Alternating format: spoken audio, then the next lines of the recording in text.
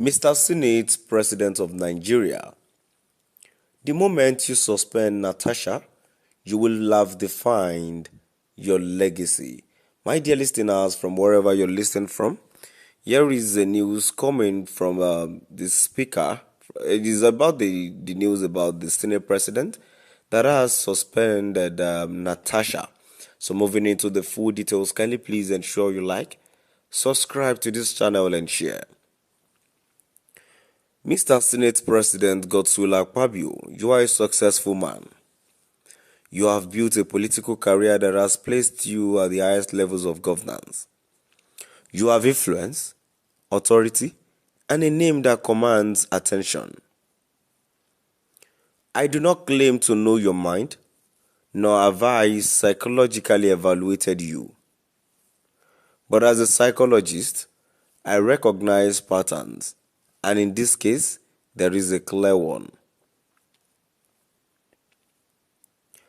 I humbly suggest that counseling or therapy might have offer a valuable perspective, not as a weakness, but as a tool for reflection, for understanding why your leadership has repeatedly found itself in conflict with powerful women.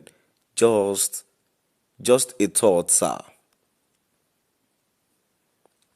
Now let's turn to the moment before you. Do you really want to continue with this ethics committee hearing?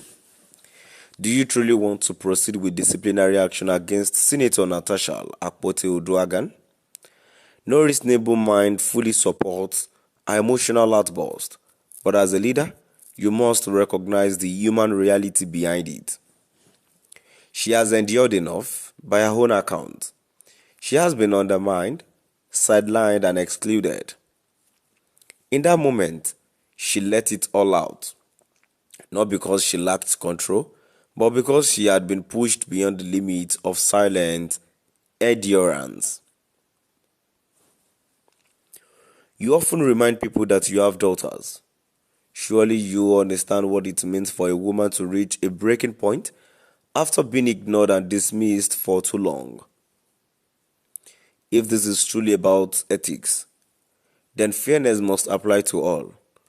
It must apply not just to Natasha, but to the institution that has created an environment where only 4 women stand among 105 men.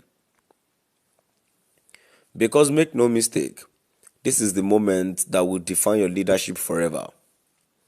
If the ethics committee moves forward with suspending her, it will not be seen as discipline. It will be seen as retaliation.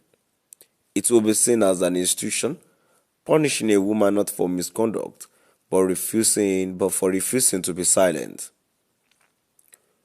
It will be seen as a system protecting itself against a woman who refused to stay silent. If that happens, it will not silence Natasha. It will only give her a larger platform. It will not end this controversy. It will turn into an international story about gender suppression in Nigerian politics.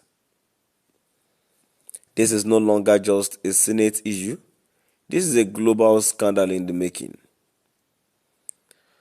At a time when Nigeria should be focused on economic recovery, national security and governance, the focus is now on whether the Senate under your leadership is hostile to women in power. This is not just about Natasha. This is about how your entire leadership will be remembered. This is about whether the Senate of Nigeria is a place where women can exist with dignity or a place where women are punished for demanding respect. If you proceed with suspending her, it will not be interpreted as a procedural matter. It will be understood as retaliation. It will be viewed as an institution chosen to punish a woman for daring to challenge power. And if that happens, it will not silence Natasha. It will only give her a larger platform. It will not end this controversy. It will only make it a defining moment in Nigerian politics, one that history will never forget. Mr. Senate President, your past has caught up with you, and now you have a crisis you cannot control.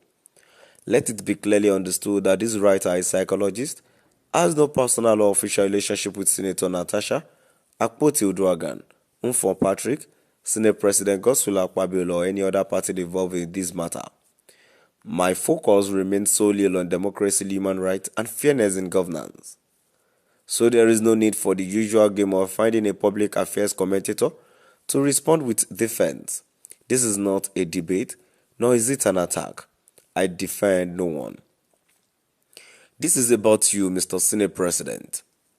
Nigeria gains nothing from those dark ways, the cover-ups, the retaliations, the justifications. Be real and look deep into all of these. This is not about individuals, it is about the broader implications of leadership, gender equity and institutional integrity in Nigeria. Even if Nigeria is known for a judiciary that is compromised, even if powerful figures can influence some judges, even if the legal system sometimes bends in favor of those in authority, even if you have influence over the police and security agencies, even if any woman protests to be stopped by those in power with force, the world has taken these matter up. This is not the issue here. The issue is that this is not what you, as Senate President, need in these critical times for Nigeria.